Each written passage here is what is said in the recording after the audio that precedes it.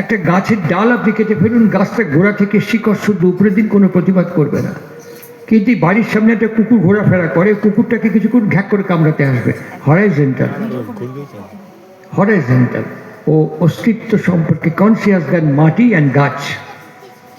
এর থেকে সে বেশি কনসিয়াস।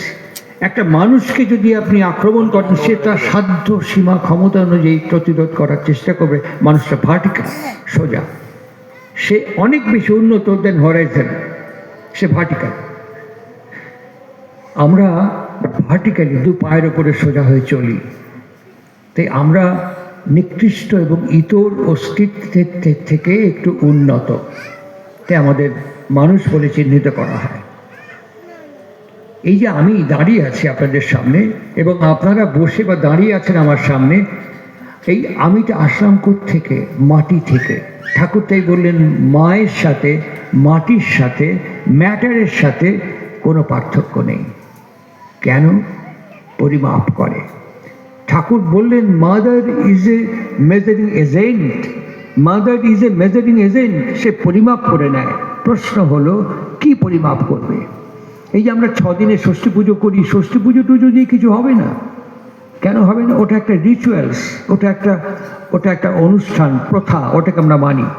অ্যাকচুয়ালি আমার সব ভবিষ্যৎ নির্ধারণ হয়ে গেছে আমার মা যখন আমার বাবার কাছ থেকে আমাকে পরিমাপন করেছে, তখনই আমার ভাগ্য নির্ধারণ হয়ে গেছে, ভবিষ্যৎ নির্ধারণ হয়ে গেছে।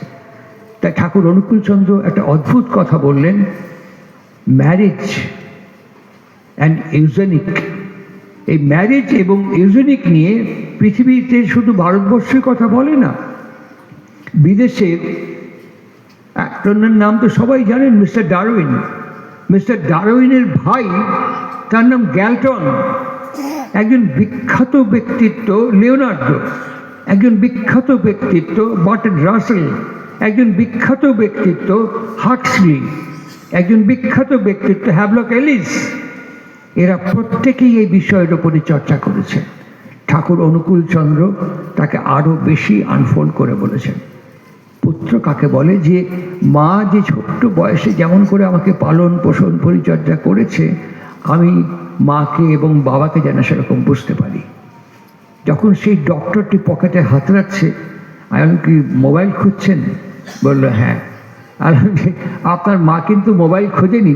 আপনার ঘুম পেয়েছে না, খিদে পেয়েছে না, পেচ্ছাপ করেছেন না, পায়খানা করেছেন, যখন এইটুকু ছিলেন বিছানায় শুয়ে, আপনার মা কিন্তু মোবাইল খোঁজেনি, আপনাকে খুঁজতে হচ্ছে। Because you are a MBBS. কিন্তু আপনার মা এমবিবিএস ডক্টর নয়, তবু বুঝতে পারতো আপনার খিদে পেয়েছে, ঘুম পেয়েছে, পেচ্ছাপ পায়খানা করেছেন। কি করে বুঝতে পারতো বলুন তো? কি করে বুঝতে পারতো? Do you know the definition? হাঁ করে তাকিয়ে থাকলো। আমি বললাম, আপনি মাটির ওপরে নেমে আসুন, মাকে বুঝুন। মা প্রাণ দিয়ে বুঝতো, টান দিয়ে বুঝতো, প্রেম দিয়ে বুঝতে পারত। আজকে ঠাকুর অনুকূলচন্দ্র